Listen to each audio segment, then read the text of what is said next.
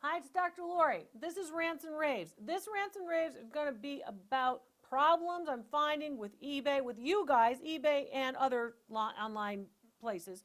But eBay, problems with eBay, and how you can't use or shouldn't use eBay as to identify your items and to help price them, okay? So this is really important, and a lot of you are falling into these traps. This is a big sinkhole for people, so I want you to get it.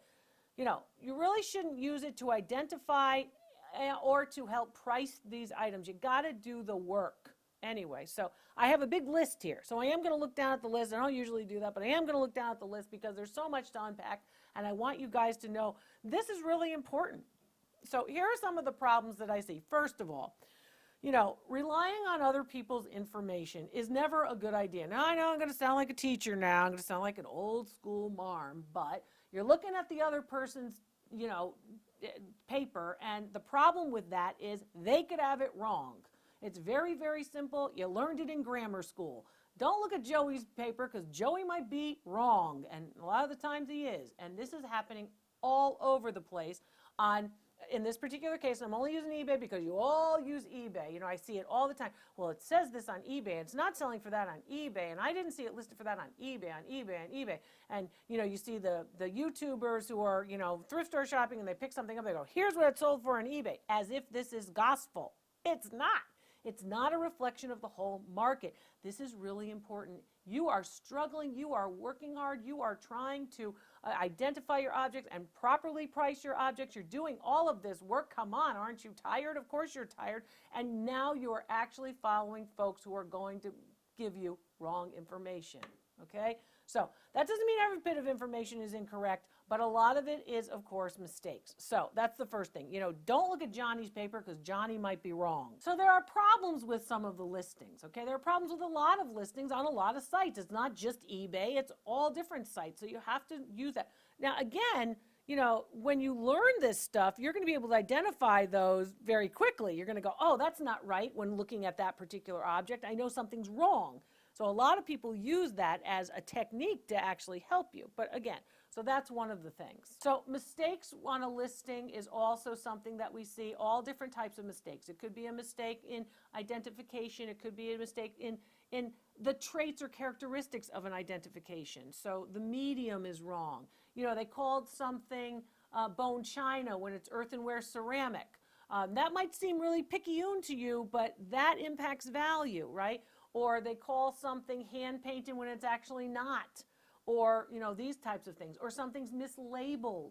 One of the big mislabelings I see is, for example, a label that says, oh, this is Murano glass, this is a piece of Murano, when there's a label that clearly states on it was made in the style of Murano, that it is not authentic Murano glass. I see that a lot. So people are like, oh, because they didn't translate the Italian sticker that's required for people who are, in fact, making pieces in the Murano style. There's all these kinds of things that are going on. So if something's incorrectly labeled, incorrectly identified, incorrect condition, incorrect medium, incorrect date, the dates are oftentimes wrong.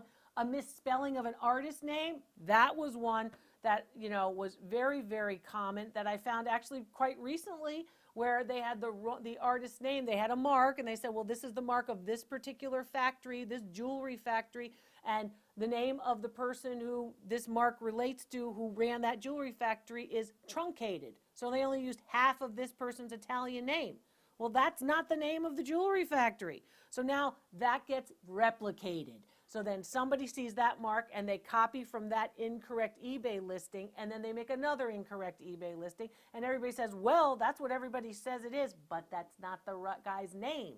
That's a big mistake, and it's a big mistake for a lot of reasons. So there's a real life example for you of how that's wrong. So you have to be careful of that. Something sold for a very low price, and then in fact it sold for, say, $10, $11, and in fact it was on buy it now, and you look at that and you go, wow, it's only worth $11, gee, when you're looking at others, and other places outside of eBay are saying, oh, well, it's worth more. Wow, there's your representation of the market is not accurate. This person may not have just cared. You know, there are those people who just go, well, I'm selling it. I don't really care. I just want to get rid of it. You know, we're downsizing or moving. Any number I get is great. You know, anything I get is good. I'm just going to sell it for whatever. Well, that you don't want to be the person who's copying that person, because obviously that person doesn't have enough skin in the game, doesn't care about the object, so doesn't care about getting the top dollar. And you might want to price your piece correctly, don't you? You certainly want to identify it correctly, because if it's misidentified, then you've got problems with you didn't identify it right. The buyer may not be happy with it. All kinds of things could happen. It may be that the seller who listed an object doesn't care what it sells for because they're overwhelmed with stuff. They have so much stuff and they're just like, I'm just getting rid of it. Or they're a newbie. They don't really know how any of this works. They don't understand how this could work. And they're thinking, oh, maybe that's all I get, right? So there's an issue too. Sometimes when this happens, when they don't care, they're not motivated because it's not their object. They're doing it for somebody. They're doing a favor for somebody, or they just found it somewhere and they just figure, oh, they're just going to see what they can get out of it. Some people just do it for sport. You know how many people just do it for sport? They put all different numbers on. They list stuff for all different. They have no intention really of legitimately trying to get a good idea of the market for these items. Sometimes the sellers have only looked at eBay sold listings to identify the price they're going to list it at. So the first sold listing is incorrect. They copy that sold listing. Then the next person copies it, and then maybe you copy it. So it's the blind leading the blind. That's another thing that I see over and over again. The mistakes get continued. And this mistakes getting continued hurt everybody. They hurt the market. They hurt you when you're trying to buy. They hurt you if you're trying to sell. They hurt all the way around. So that's going to be very problematic. And a lot of times when you look, you have to really look at the whole picture when it comes to this. You have to look at how many people viewed the piece, because many items you're not getting enough people to look at the piece. This is a tried and true, tactic. You have to get enough people to look at the piece. That's what you want. So when you see views, you're like, not that many people are looking at this piece. And yet it's sold for a particular amount. So you want to think about that, because getting the people and seeing those views is going to be a good indicator on whether or not the market and whether or not the market has actually been addressed. They see what the market is. They know what the market is. Because if that piece is really a bargain, there are going to be a lot of views for it. That's typical of it. Unless there's a mistake, unless there's something else wrong. And then the other thing you want to look at, particularly on eBay, and many of you know this, is you want to look at feedback. You want to see whether or not somebody's just putting up these numbers. They're just putting up numbers on an item, whether or not it's accurate, true, or even close to what the market will bear. It's not the only place this happens. It's just that all of you will use it as sort of gospel. You just go, well, Dr. Lori, I didn't see, with the appraised values you have, I didn't see it selling on eBay for that. Not everybody is selling on eBay, let me tell you. There are a lot of people who are selling in a lot of different places. They're selling on all different places. They're selling on specialty markets, specialty platforms. They're selling all different places. But the problems about identifying and getting prices from eBay are many. Right? There are some more. Some people will list a piece on eBay or, for an exorbitant price, ridiculous, because they don't want to do the research to find out what it is. It's some oddball piece that they got. They thought it was interesting. They don't really know how to research it. They don't really know where it came from. They can't really describe it. So they just put a huge number on it. So everybody else who doesn't know much about objects just goes, I don't know what that is either. Maybe it is worth all this much money. With no information about it. It might be, this is one of my favorites. It might be Asian, it might be Chinese, it might be Japanese, it might be from India, it might be, where is it from and why don't you know? And if you don't know, don't go throwing, a million darts at the map. It might be from here, it might be from there, it might be. Hey, you know what? You've got to do the research to figure out where it is. And if you don't know how to do that research, then you need to get an appraisal. I mean, it's just that simple.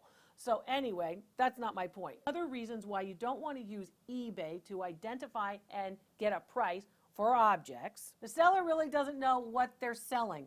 People go, well, what do you mean they don't know what they're selling? A lot of people don't know what they're selling.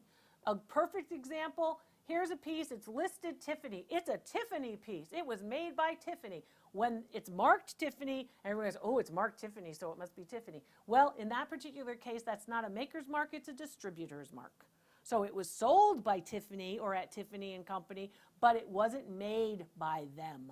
That's a big mistake. A lot of people make that mistake. They see a mark, they go, oh, great. Oh, it's a brand name. Okay, I know the brand name. Okay, I'm going with it. It was made by them. That's not what it is. And the people who listed it didn't get that right either. So the mistakes are galore, and they're galore all over. You have to know the full market. I'm here to teach you how to do that. But watch all of these. These are all the things that are happening. And then when I have to hear, oh, it's not selling for that on eBay, so, basically pointing and saying, so you're wrong. Hey, you're not looking at the whole market. I'm looking at the whole market because I have to. I have to make sure that I'm not only looking at one place that may or may not be accurate, and I can't copy Joey's paper, right? You don't want to copy Joey's paper because he might be wrong too. Be careful who you follow. I'll help you. You know you can follow me. I'm Dr. Lori. I'll see you next time.